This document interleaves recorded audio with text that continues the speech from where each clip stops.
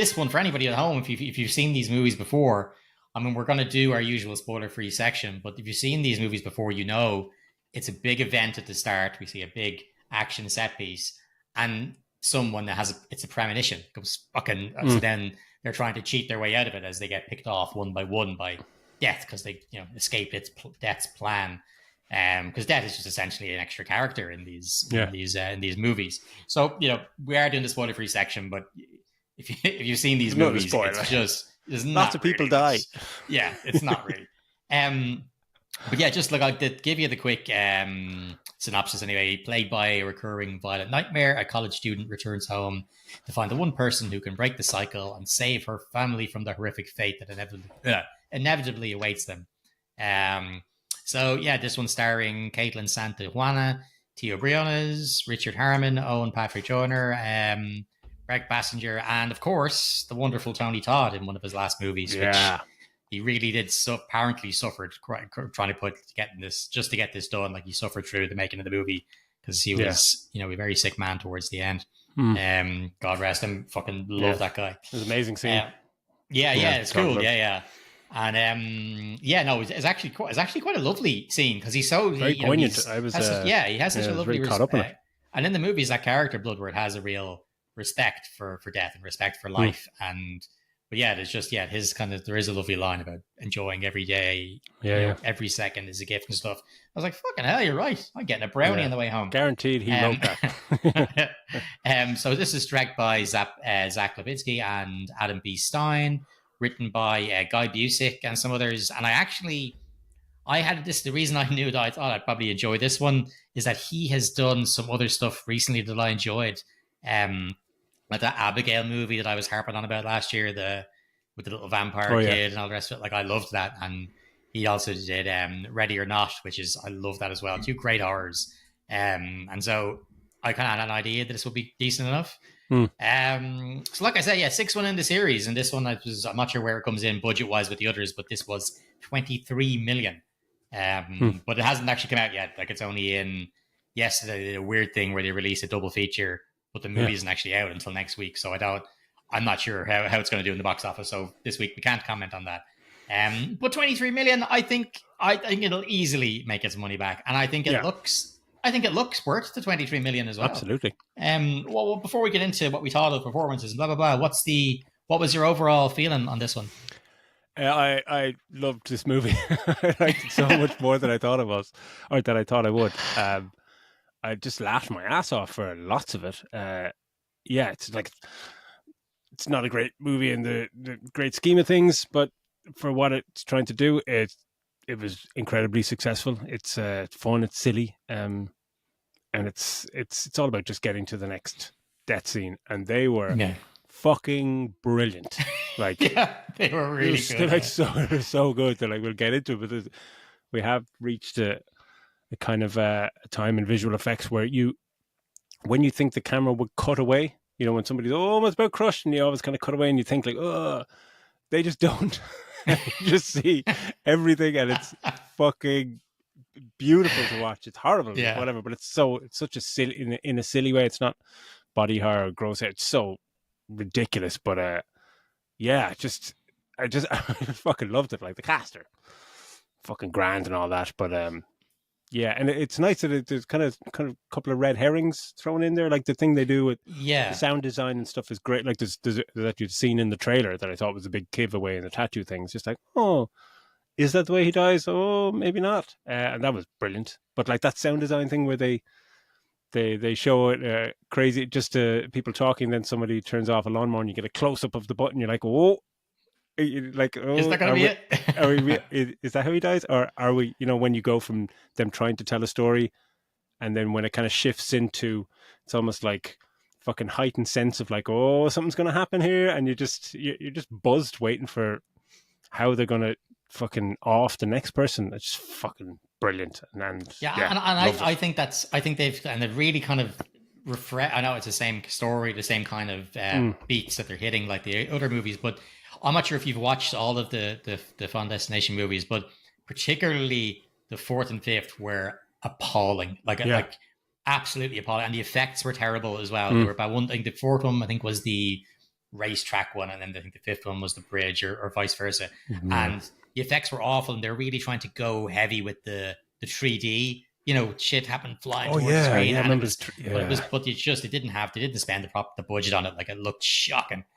Whereas, you know, the second one with that great scene with the truck, with the stuff falling off the truck, and so that highway scene, really good. Even the third one, I mean, they're not great movies, but the third one has the roller coaster, you know, and so the way they die then throughout the movies, they got fucking shit as the movies went on. Yeah. You know, but this, they were, like you said, they're fucking, like, laugh out loud. I was so good. Pissing myself. I must look like a psychopath at cinema, like, just because they were so shockingly, you know, bam in your face, and it wasn't just torture porn kind of stuff. They really went out of their way to have absolutely ridiculous stuff happen to them. And that it's bam, funny, you know, like watching people die and getting squashed and sliced and diced or whatever. It's just like it's an audible like ha ha ha, and other people in the row just like laughing out loud, just like this is brilliant.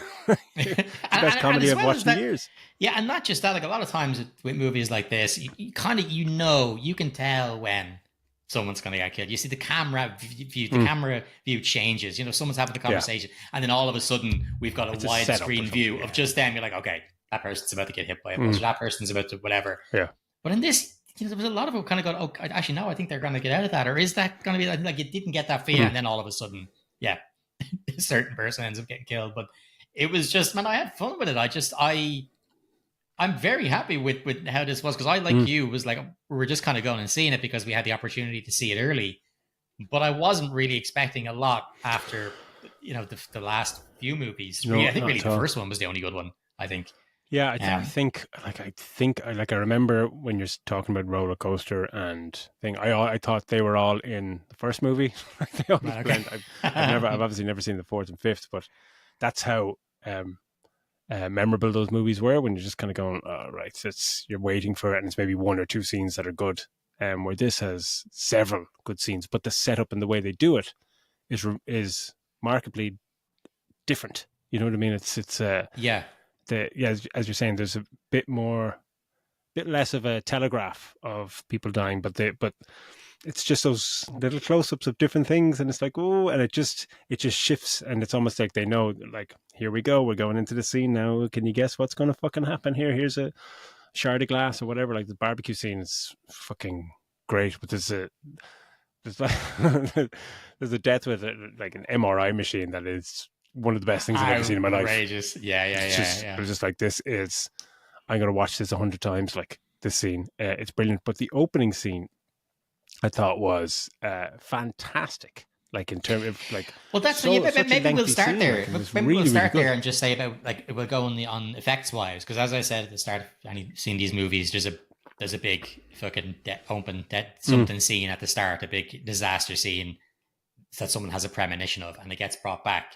But this one, I thought it was great. It's set, because it's called Bloodlines. It's set, you know, they're kind of changing the rules a little bit, and they're bringing it back to this night in the 60s. But yeah, that whole set piece at the start in this revolving restaurant, I thought that was great. Like, it was like the vibe to it. I like everything around it when they're looking down outside it. That I didn't look great, I didn't think, to me. You know, the fact that they're trying to, the town below and whatever else didn't have that same kind of vibe as what they were trying to keep in the tower restaurant thing. But I thought that the effects in there were great. Like, the accident and how it unfolded.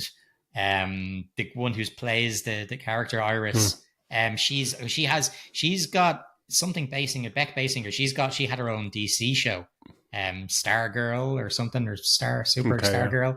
But I thought she was great, and I thought that the two of them were very believable as a couple at the start. And yeah, that's one of my favorite ones, I think, since the first one. That's probably my favorite fucking big action set piece. Yeah, it's just got this wonderful sense of impending doom, you know. And it's just, I didn't remember any of the other movies, so I was surprised how long it went on. I was like, oh my god, this is really fucking good. I thought it was just gonna be a 5-minute setup or something, but the sound design in it and the creaking and the fucking, there's nothing like people dancing away on a see-through glass floor that's cracking that makes you just fucking kind of go, oh, that's a bit fucking. Would anyone look down? But it's just the mechanics of what's happening and how things are happening. It's just really well thought out, really well executed, and it's just got it's got a great, as you say, vibe to it. Look, it's polished. Yeah, but sound design especially, and when it goes a bit fucking mad, that scene towards the end, it still looks great. Like, I imagine a lot of their budget went on that, but it's got a little shithead kid as well, who you're just hoping will fucking die. And no spoilers there, but maybe that was like biggest cheer of the fucking whole movie. Just like, yeah, little shit. And I think the pressure is on them to make that scene. Like when you see the first one, yeah, they all managed to get off a plane that explodes, but yeah, we only spent that of the actual accident happening only goes on for about a minute. You know, we see the fire starts, someone masks him down, people get pulled out, and then all of a sudden he's back in his desk, back in his seat and his tray table and stuff, and he freaks out and gets everybody off. But of course, then they have to up the ante for each one. That's why the second one, the fucking big highway scene, and it's awesome. And each movie they're trying to make it as fucking huge as possible. And so, you know, it's kind of, I suppose the pressure was on this one to try and make it good, but make it believable to set up the rest of the movie as well, because we're not going from this straight into the survivors from this trying to cheat death. We're jumping from the 60s right into present day. Quite a shift. And so, yeah, so they kind of have to show what, you know, they kind of have to explain this has to be something big at the start enough and believable enough to set up the rest of the movie, which I think it did. I think you know, a lot of stuff gets just explained away, but I was on board for it as well. I was on board for the nonsense. Absolutely. And I think like in all movies like this, where you start with your big kind of set piece, you know, not equating this to James Bond or something, but you're kind of like, oh, your big fucking set piece. And then it's all about, can you match that level? And these movies, from what you've said and from what I kind of remember, like this, they're either really good opening sequences, and then they never really hit those heights again. And quite a lot of them just fall off like ridiculously in terms of quality after that opening scene. And this one kind of rides on the coattails of that opening scene as well, and it never hits those heights. But it's not that much of a fall off, because it's like that opening scene's fantastic. Then you get into the kind of story stuff, and you're like, okay, this is. So, yeah, they're doing something. They're trying to do something, trying to tell a story, but it's a bit like, this is kind of nonsense. But then very quickly, you get into another death scene. It's like, oh, here we go. And it's just, it just brings you back up just enough that you can ride out the rest of the movie with a deliciously eerie grin on your fucking face, you know? Yeah, and I think they did. They went, obviously there's CG, a good bit of CG, but they went, there's a good bit of practical effects in it as well, which is great, because I think that's one of the downfalls of the later two, that, you know, the blood looks like something out of fucking Mortal Kombat. You know, it's shocking looking. But yeah, I thought like the CG department and the effects department did a great job, I think, on this. It was, like you said, some of the deaths, man, I was fucking really laugh out loud. You know, it's just, hats off to them. That MRI scene is probably a personal favorite. It's just wonderful and horrible and hilarious. But just I suppose maybe we just when you said hilarious, not just the deaths that are funny. I found this to be quite a humorous movie. You know, a lot of it comes from the guy from the trailer, the guy with the piercings and stuff. I can't remember. He has a couple of great lines, but he's got some. Yeah, he has some great lines, and he's a dickhead, and you know, he's got a lot of funny lines in it. But I don't think there was anybody really who stood out when you're going to go, okay, they really added to the movie. I think the guy, like I said, the guy with the piercings from the trailer, it had the most humor. His vibe with his brother was quite good. Yeah. And his vibe with his brother were quite funny. Like the guy who's allergic to peanut butter, you know, those two, they had a good vibe together. But like, apart from that, no one really stood out as kind of, there's a scene stealer, or it's kind of they're just serviceable. And the father was the only one that, like, it is that scene when she arrives and you're just kind of going, oh, this is really bad. Like, don't expect me to give a shit about anything here. Because he was awful. But like, they're going from point A to point B, and eventually you're going to get everyone in a room, and she's going to try and tell them about that death is after us, and they're going to say, "No, you're crazy," and then someone's going to die within 2 minutes, and then they'll all go, "Oh no, you're right." Yeah, same formula for every movie. Yeah, but why wasn't because I caught the last 30 minutes of that double bill of the first movie, and the whole thing about if somebody intervenes, it skips that person. I always thought, oh, that was an interesting thing in the first. That's not entertained here at all. They just go a different change route. It. Yeah, because the first one it was real. Okay, you changed the order because he saved Claire. He's like, okay, well if I saved you, then it skips me and it goes. But eventually, it's gonna come. It's always gonna come back. Okay.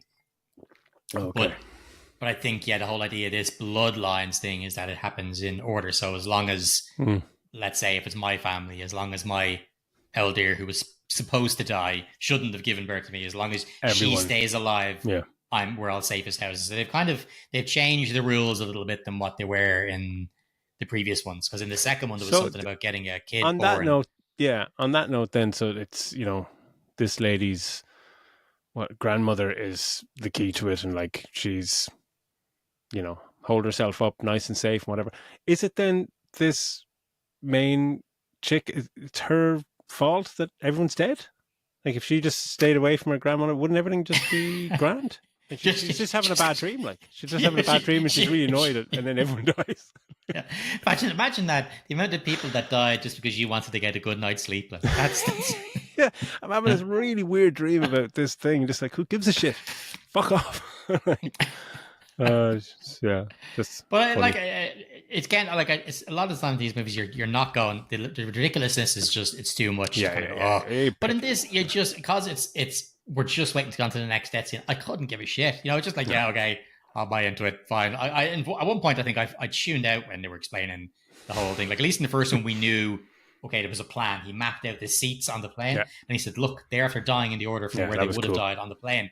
And then we can skip it. It's so basic, easy to follow, grand. But then they just start to make it more complicated. Okay, if a new life is brought in, well then that counts. Or if you kill somebody, that's debts. Debt. EBT paid. That was cool in this, and it's kind of it's only in a part of a scene for about fucking 10 seconds where she maps something out on a wall, and she's like, "It's not just seats on a plane here. It's just like everyone that was in that fucking Sky restaurant."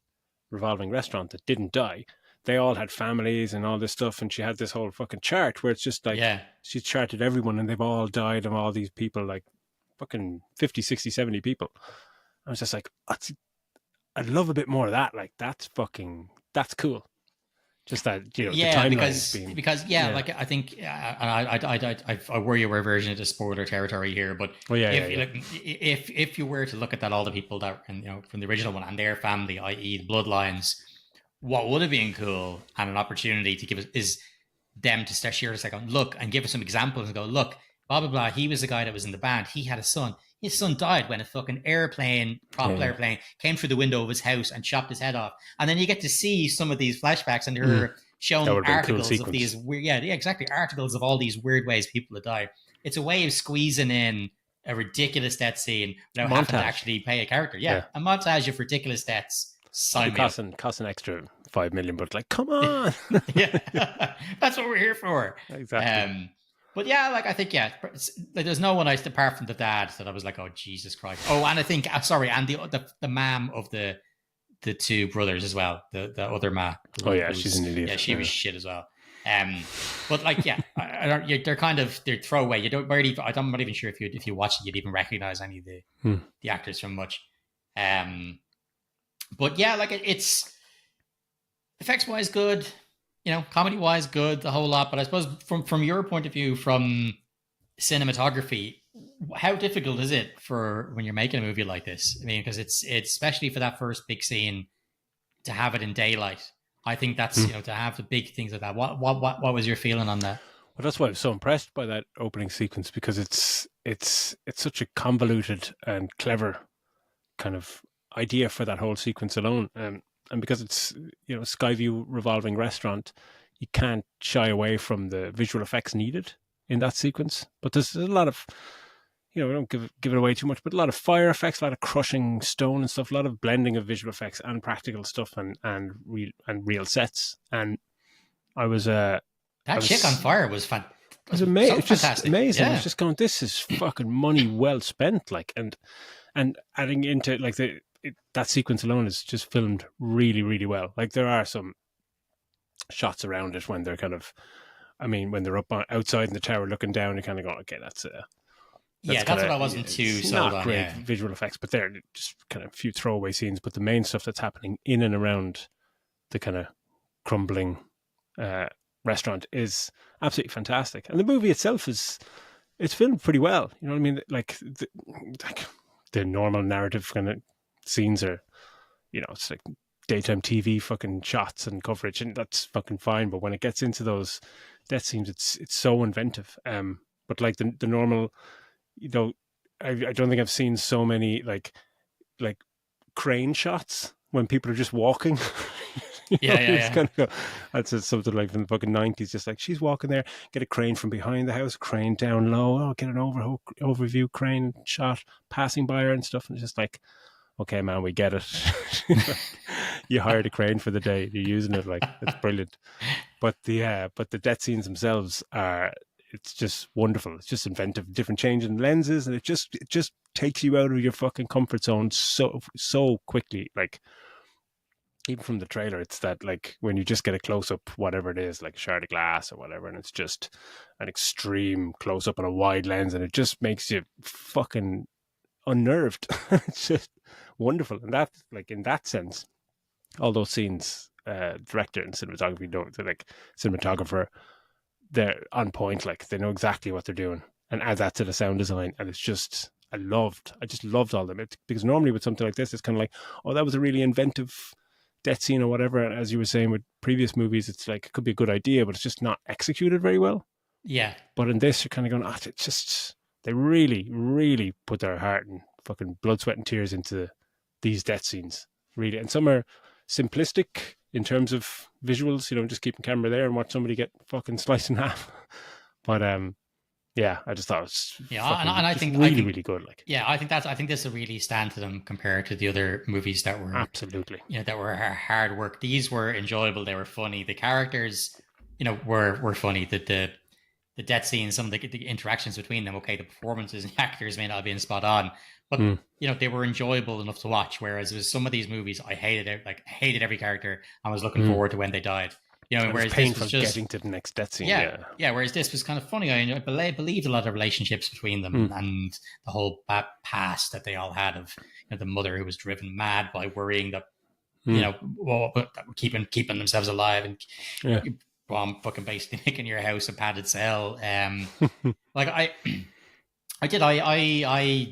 enjoyed it. Like I'm surprised. I'm never going to give a movie like this 5 stars or even 4 stars, but for what it is, it was enjoyable. And I think they've opened up with this whole Bloodlines thing. There's so many now extra stories that they can tell to tie into this, rather than trying to come up with another story. Because if you've watched the other ones, you'll see they tie them all back into each other. Like I think it's the 4th or 5th one. They tie it back to the first one. Like the people from that get on the same plane that thing was on.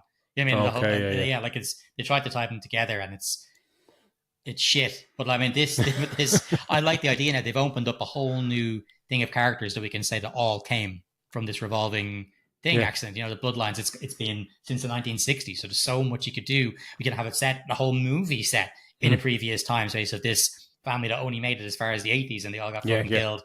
There's so much scope now that they've opened up with this. And I would definitely watch, a new set of these movies. Give me another 5 of these. Yeah, absolutely. Like whereas I wouldn't. Whereas if it was going to go the same route as another one of the 4th or 5th one, I wouldn't even fucking touch it. Man, I'll watch fucking anything. I was just so surprised by this. It really was genuinely driving home, going, I can't believe how much fun I had in this. So, like, we're going to move on to our spoilered section now, which is basically just us discussing the ridiculously awesome pet scene. So, if you don't plan on watching this, if it's not your cup of tea, hang on with us for the end of it. If not, we will see you next week for the next one. But okay, let's just jump into these ridiculous death scenes. The one that I loved I wasn't expecting, because I thought that the I thought she was going to make it out, was the bin truck. So your one gets lifted into the bin truck, and that's I the thought thing about not cutting away. Wow. Yeah, I thought she was going to make it out, because you know the ground is like, oh, she's on top, she's going to pull her out. You know, they're trying to scream and slow the bin truck down, and then just the fucking thing rushes, and it's not her disappearing inside it, like you said, and you cut away and you just see blood flicking out. Her head actually gets caught and pops like a fucking watermelon getting dropped. Cuts her head in half, and that's like that. Along with fucking getting eaten by a great white shark, that's probably second on the list of the most horrible things you want to happen to you. Like, it's the same thing, and I get onto a lift later on. It's the same thing of just kind of, oh my God, you're going to get crushed in that moment. You're just like, and it's just seeing it. It's just like, because she's looking up at the camera, and it just below her cheek, just fucking just crushes her fucking face and just takes it off and smashes her arm off. That was amazing. But like, and I'll get onto the MRI machine in a minute, but like in that opening sequence, there's the guy in the lift. They're all trying to pile onto the lift because the floors, the thing's falling apart, this tower, trying to get into the lift. And this reminded me like of, you know, when you saw like something like Total Recall, and you remember like when fucking Michael Ironside is hanging on to the lift, and Arnold keeps him there, and the lift just slices off his arms and he falls. And that alone back then was just like, oh, lift kind of crushing you, whatever. Here we get some guy trying to push onto the lift, and they're like, no, it's full, and he's half in, half out. And the lift just fucking just descends, goes crash down, and just slices him fucking bang in half. And it's just like, oh my Christ. And brilliantly, and you see him just flop to it's like essentially like a Mortal Kombat fatality. It's just like, oh my God, they did that. And I was just cheering. I think I clapped at that point. 10 minutes into the movie, just going, oh, I'm going to love this. That was fucking brilliant. Oh. I think that, yeah, because just before that part as well is great, because first of all, they're trying to get everybody to get down the stairs, which is obviously way safer than the lift when the place is fucking on fire and falling apart. But because the place is crumbling, you know, because fucking explosions and flames and shit, the fact is we just see people who are walking down the stairs, and all of a sudden the staircase goes and they just fucking fly and fall down. It's incredible. Ridiculous. Like, and we talked about that little kid who's responsible for the whole thing by fucking a penny off the. I just love how when something so small like that just turns out into shit. I think it might have happened anyway. Yeah, because the floor was already cracking. Floor, yeah. But this made the explosion go. The penny goes in and stops the rotary blade or whatever. But that kid anyway is just, he's an asshole, and he's acted to be an asshole, and you're just like, is he going to get his comeuppance? But when he gets out the lift at the end, he's running away. Something just falls from fucking 200 feet above him and just mashes him like proper, just explodes him on the ground in a glorious fucking. It was So basically, like, it's the piano, two, like, wasn't it? Was it the piano? Oh, the piano, yeah. Piano.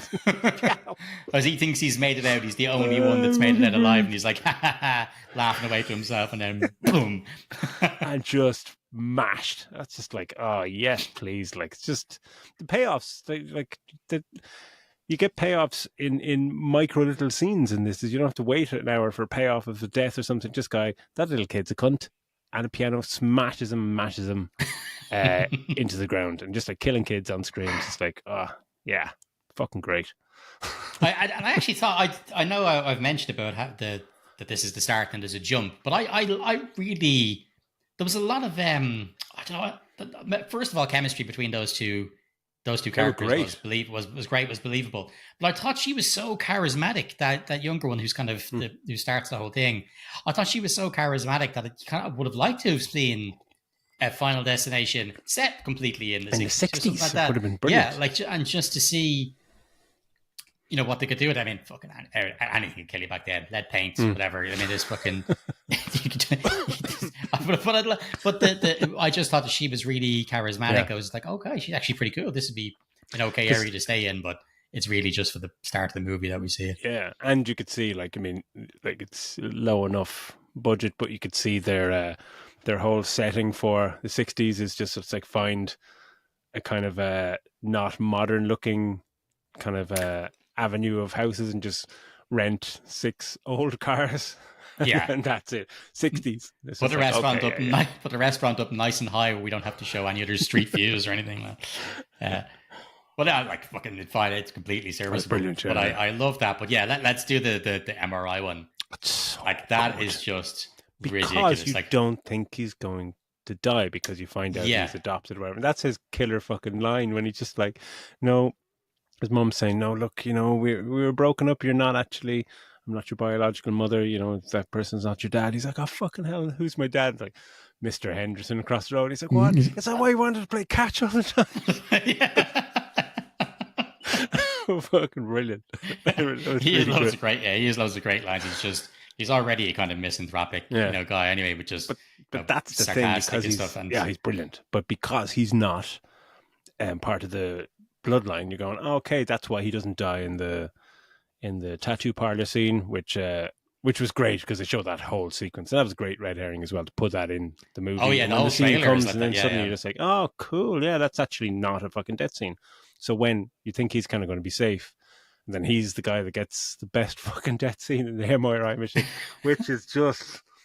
It's fucking ludicrous how things just keep falling and just tapping the keypad and just goes up to maximum fucking what do they call it? Research creator research fucking mode level or whatever is research mode. It's like, hang on a second. And the only reason that went on is because his phone got fucking flung across the room by the magnet stuck to it. All this shit. Like, but when he's getting pulled, like, because he's covered in piercings, the fucking nipple getting pulled by his nipples, his cock ring, and if getting pulled towards the machine, mother of God. And just the fact that, like, as he's there at the machine, and those things have all been pulled from him, and he's just hanging there being drawn into the machine, and it's just, what is it, the wheelchair? The wheelchair fucking hits him from behind or something, and it's just, and it's getting pulled. It's not just being crushed behind being impaled, it's just he's been bent backwards, going in belly first, and just been also impaled and stabbed and been fucking sliced in half by a wheelchair at the same time. It's just like, this is fucking amazing.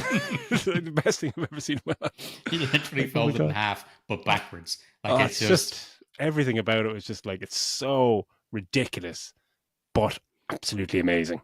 Yeah, fucking love that. Actually, I'm trying to think, how did his brother die? The guy with the peanut allergy.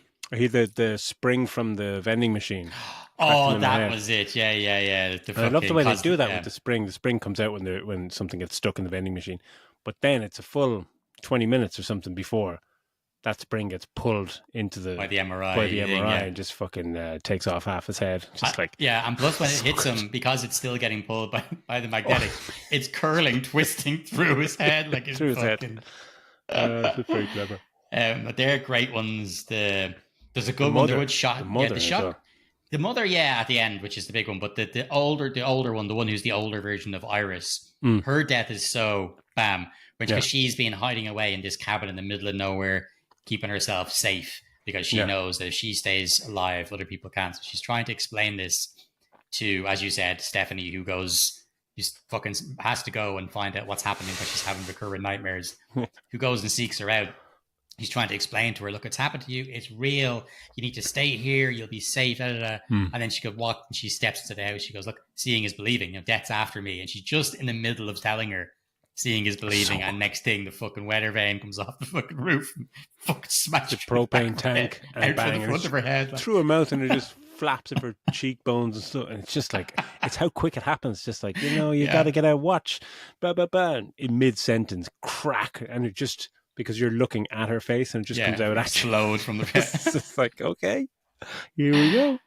And it's just, there's just, that scenes are just, they're just get good fun, man. Like, and I'm really interested to see where do they go and try to make another one after this, Bloodlines 2 or stuff, or what happens? Because I think I wouldn't be surprised if we're sitting here in a couple of weeks' time saying that this made an absolute killing.